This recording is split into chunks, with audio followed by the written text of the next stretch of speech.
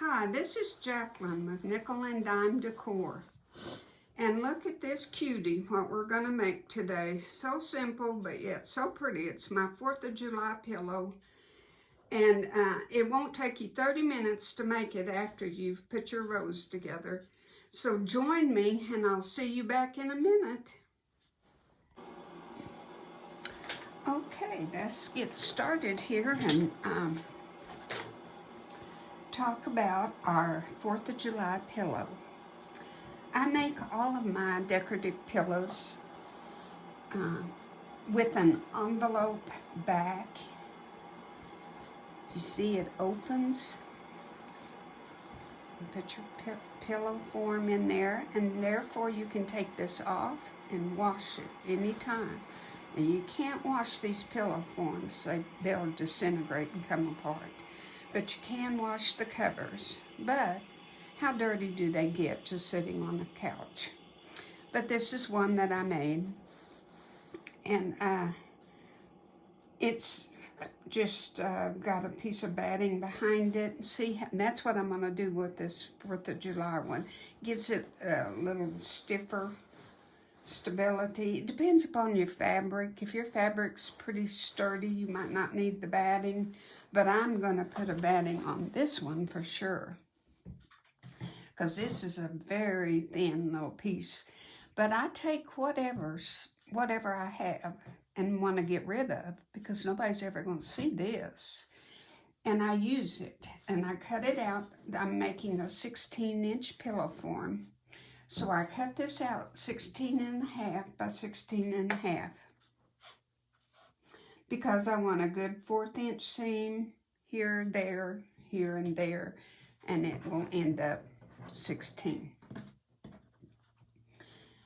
This idea, I don't know where I got it, where I saw it, but like a lot of my creations, I just kind of made it. But this is what takes so long. These are just pinned. They're not sewed on here yet. This one's not even pinned. But the rest of them are pinned on. And I have 5/8 right here. And that's to allow for a good 1/4-inch seam. And then even though there'll be a tiny, tiny bit showing, when your pillow is sitting down on the couch, this will not show. And it'll keep this from folding under. And you don't get to see this first piece. So you need this little 5/8 right here. So I measured up to 5/8 and put my edge there. That was my starting point. And then I pinned it. Now for the next piece, I took and measured from the bottom. Let's do it on this side. From the bottom on my 3/4 inch line, and I butted up my fabric to the measuring tape and pinned. And I go all the way across, because your fabrics might be uneven, so you need to go all the way across, butt it together and pin. And you do that with each and every piece. 3/4 inch in between all of them to there and pin. And that gave me, this is my halfway point, and I have 1, 2, 3, 4, 5, 6, 7, 8, 9, 10. 10 strips. And I'll have 10 going that way. And then I'm going to use a red backing. And when you cut your backing, you do the 16.5, but you add 6 inches on each side for this fold. There'll be 6 inches here and 6.5 here folded under. So you have to have quite a bit of fabric for the back. 16.5 inches plus 6, so you'll cut 22.5 and 22.5 out. No, yes. And then we'll put all that together, and I'll show you how that works. But anyway, this is my backing. Now for this one, I put a little binding around it. I've never done any more like that, but I sure did like the way it turned out. And you can do that on this. This would look real cute with just a solid red to go with your red backing. After I have made sure, because I want to pin all of these up, and then I'm going to allow for my seam a little bit. We'll see how they all play out and where it butts up against it. I don't know exactly how it's going to work out. You want to catch, of course, your last piece. So we'll just have to see how many it takes and how close I get it up to there. I know I made a pillow for a friend, and she wanted 2 of them, and they were 14-inch pillow forms. And I remember I had 7 strips on each side. But this one for a 16-inch is taking 9 strips. Now these are off of a jelly roll. Now I've tried to teach you folks what a jelly roll is, but we will review. A jelly roll is something you buy in a Joann's, a fabric store, a quilt shop somewhere, and they come in a roll like this, and they're 2.5-inch strips. Of course, they're bigger than this because I've used all of these. And these 2.5-inch strips are usually 42 inches long, or from 40 up to 42. Since it's 16 and a half, you can get 2 strips off of 1 long strip if, and this is a big if they are straight and if they're 2.5 inches all the way across. But unfortunately, that happens quite often. They are not.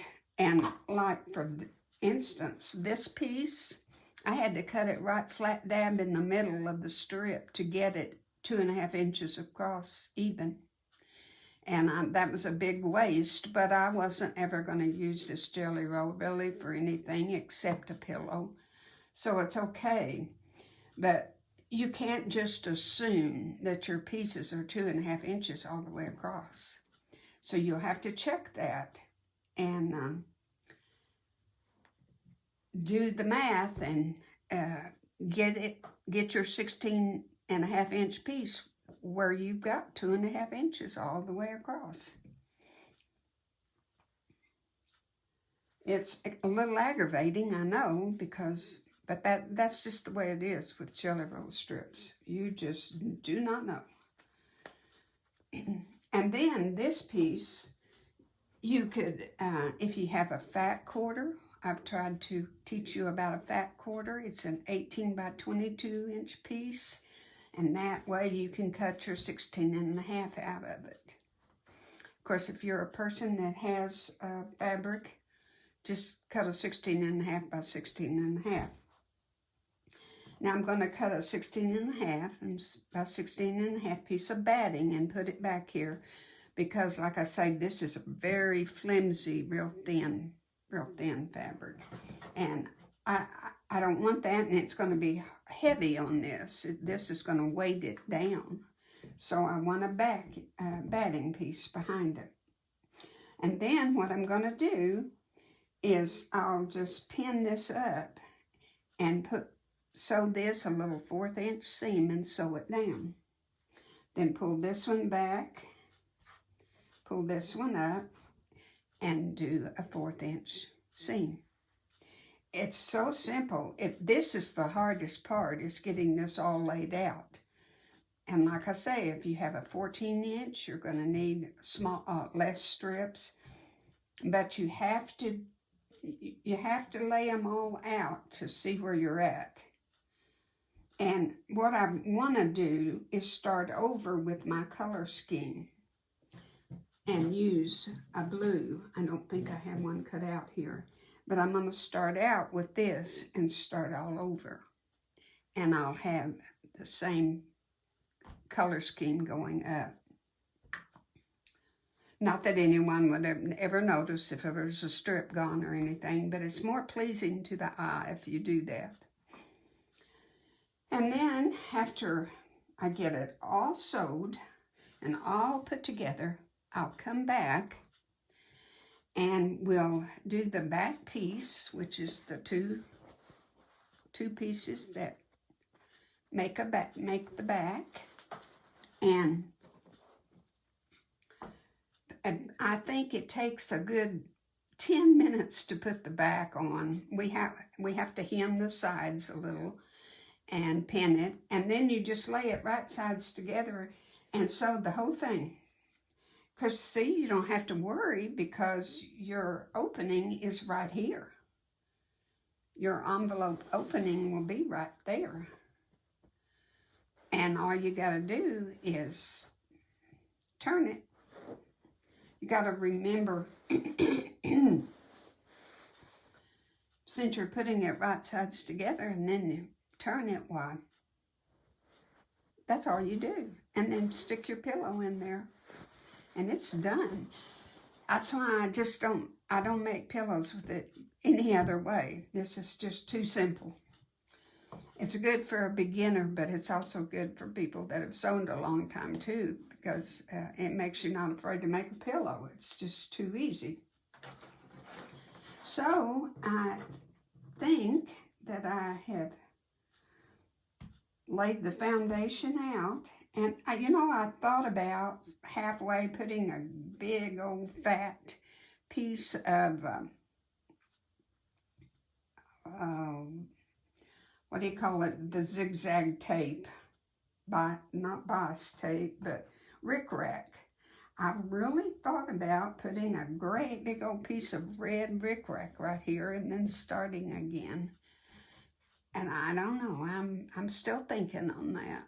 But I really I don't want to break up my rows though. So scratch that, I probably won't do that. So when you come back the next time, I'll have all of this put together. I'll have it sewed down. And just remember, all you're going to need, and if you don't have a jelly roll, don't go buy one. Just cut you some 2.5-inch strips of fabric that you've got left over. And this can be made in any color scheme whatsoever. It doesn't matter. And 2.5-inch strips, at least for 16, at least 18 strips. And I would recommend 9 of each pattern of fabric. And then your batting is going to be a 16.5-inch. And then your back and 22.5 and 22.5, you're going to need over a yard for your back. So if you're like me, you have to hunt and search for that. I have a lot of fabric scraps, but I don't have a lot of big pieces. They're either 2 yards or 3 yards, or they're little pieces, but that's what you'll need for the back. And that's it. This whole pillow, after you get the pinning and the sewing done, and then the other pillow, putting it together, is a 30-minute process. Now this takes you this took me about an hour for measuring and making sure I was getting everything right. So that's the hard part. It's just the measuring and pinning. And you say, well, why do you want to pin? Why don't you just sew it down? It's because I don't know exactly how this is going to come out. And I might need to do some adjusting and unpinning. So that's why I recommend you pin it first and then sew it down after you've completely got it done. So that's it for right now, and I'll get to work, and when we come back, we'll finish up our pillow, and we're going to be done. Okay, I've cut out my 16.5 by 22, two of them, and folded them halfway over to make this size. You're still 16.5 this way, but you folded it in half, and you put your raw edges on this side, and you've got your other piece that the raw edges are on this side, and you're just overlapping. Now, if you had a binding, you would do this a little different, but we don't have a binding, so this is the way you do it. Now, you're going to have an overlap of that much. We're going to baste it a little, just a long stitch from here to here to join it on the bottom for each side, just so it doesn't shift or move. You might want to pin this real good, pin it down, and then sew your 1/4 inch seam all the way around, because we're going to turn it right here, and it'll be right sides together. So simple. No other way to make a pillow. It's just absolutely wonderful. So I'm going to do that. I'm going to go to the machine and sew it. You don't need to watch me sew it. Just remember, you got a 1/4 inch all the way around, a good 1/4 of an inch. Even if you want to go a 1/2 inch, it's okay. It's going to make your pillow smaller, but when you buy a pillow form, the form doesn't really go up into the corners real good. Doesn't even go up in here real good. So you, if you want to do a 1/2 inch seam, you'll be just fine. And then we're going to put our pillow in. Now, you want to be sure that this is good and snug. Go over it even a couple of times, because when we start forcing that pillow in, it's a real tight fit, and you don't want a strain, you know, on this pulling the seams apart. So when you put your pillow in, fight with the pillow. Don't fight with your pillow form here. Push and tug maybe with your pillow, but don't be tugging and pulling with this, okay? All right, I'm going to sew it. We'll turn it, and voila, we're going to have a pillow. So I'll be right back.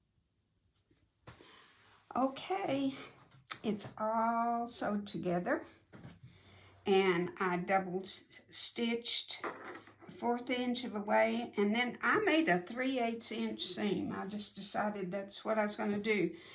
And I didn't trim the edges because, like I say, this doesn't ever fill it completely anyway, so that's not necessary. So let's turn it and see what happens. I've got a little knitting needle here to use, and we'll get this little jewel turned out.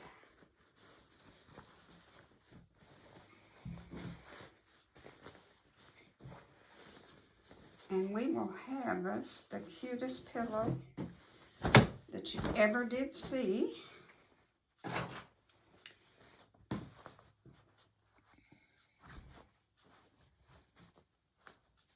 Doesn't take but a second.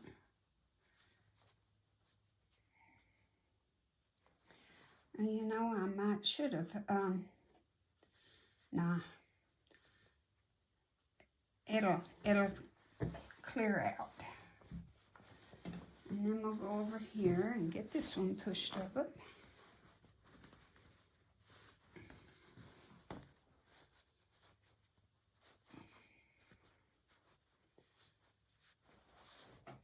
And this side, this takes more time than anything, doesn't it?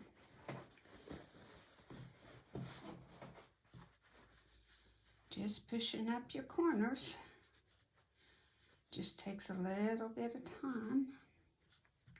And we're not going to worry about them too much for this because you know what a corner should look like.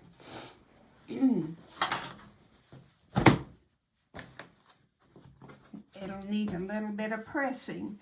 Now, this is what I meant by, see, when you iron it, that corner wants to, so you might want to put it this way. It just depends. But you know what I would do? I would get me a fabric glue stick and glue that down. I tacked mine down when I made it the first time. I just tacked it. But a glue stick will work just fantastic. Because it's, you know, it just does that. That's just what happens. And go around all of the corners and get all of, you know, get it all put back together. And do a better job on your corners than I did. But for the sake of time, I want to show you how this worked. Look at your back. It's just perfect. Now, to put your pillow in, like I say, you want to be gentle with your fabric because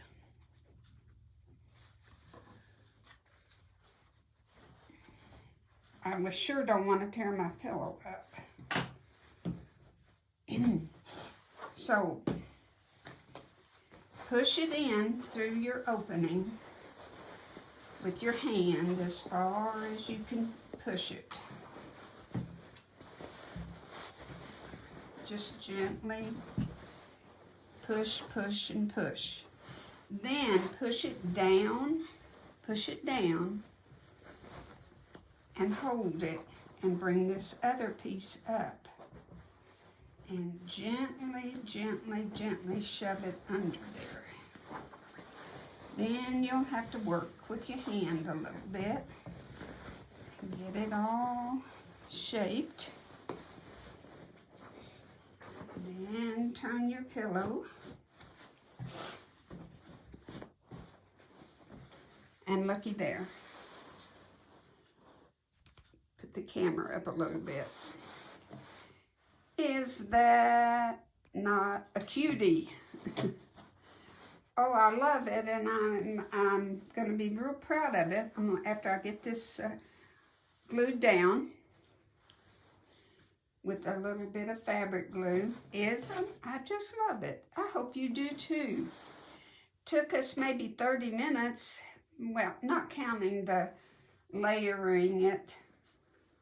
If any of them stand out too much, just put some fabric glue, not a hot glue gun, fabric glue, and work your corners and get them a little smoother. But see how I talked about the last piece, how you can't see that underlining? And if we hadn't put that little bit of extra there, we would have never seen this one. So it's just gorgeous. I hope you love it. I sure do. And I sure hope you make one. I just can't wait to see what you do. Thank you. I need to clarify a few things. My 2.5-inch strips that I told you was a jelly roll, I pressed them halfway.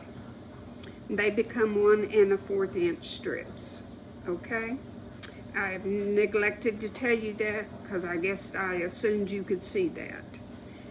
And I ended up on my pillow with 20 strips for a 16-inch pillow.